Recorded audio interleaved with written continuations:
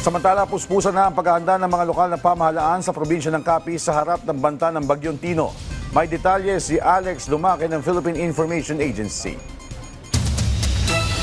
Puspusan na ang paghahanda ng mga lokal na pamahalaan sa Capiz, lalo na at nasa tropical cyclone warning signal na ang lalawigan. Base sa report ng Pag-asa ay maapektuhan ang Rojas City at lalawigan ng Capiz simula November 4 sa paglaslas nito sa isla ng Panay dito sa Western Visayas. Dahil dito ay idiniklara ng lahat ng 17 na LGUs dito sa Capiz na walang klaseng para makapaghanda ang bawat pamilya sa mga kailangan gawin at maging ang mga paaralan bilang mga evacuation sites. Sa Rojas City, ayon kay Mayor Ronnie Dadivas, nakahanda ang lokal na pamahalaan at mga responders. Subalit kung magsabay-sabay ang paghingi ng tulong dahil di nakapaglikas ng maaga, ay baka magka-aberya sa manpower ng mga responder.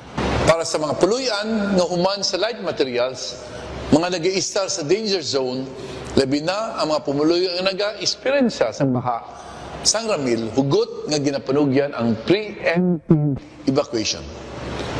Mag-evacuate na buwas, samtang temprano pa, labi na sa mga miyembro sa pamilya na may PWD, senior citizens, kabataan o nagabusong, hindi na maghulak nga magtaas ang tubig antes magpanawagan sang rescue.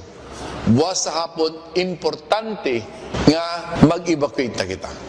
Samantala sa record ng Capiz DRRM Council as of 8 a.m. November 3, umabot na sa 64 na pamilya o mahigit pa sa 1,000 na mga individual ang naglikas sa mga evacuation sites at mga ligtas na lugar dahil sa pag-ulan at pagbaha. Sa bayan ng Sigma, nakapreposisyon na rin ang mga rescue boats dahil sa inaasahang pag-ulan na magdulot ng pagbaha, lalo na at ang Sigma ay madalas binabaha tuwing umuulan. Nasa tropical cyclone warning signal na ang ilang mga lugar sa Capiz at ma-experience ang manakanakang pag-ulan pa lamang. Ang mga coastal communities sa Capiz ay prone sa storm surge ayon sa DOST Pag-asa. At may 411 na mga barangay dito na susceptible din sa landslide o pagguho ng lupa dahil sa pag-ulan, ayon naman sa Mines and Geosciences Bureau.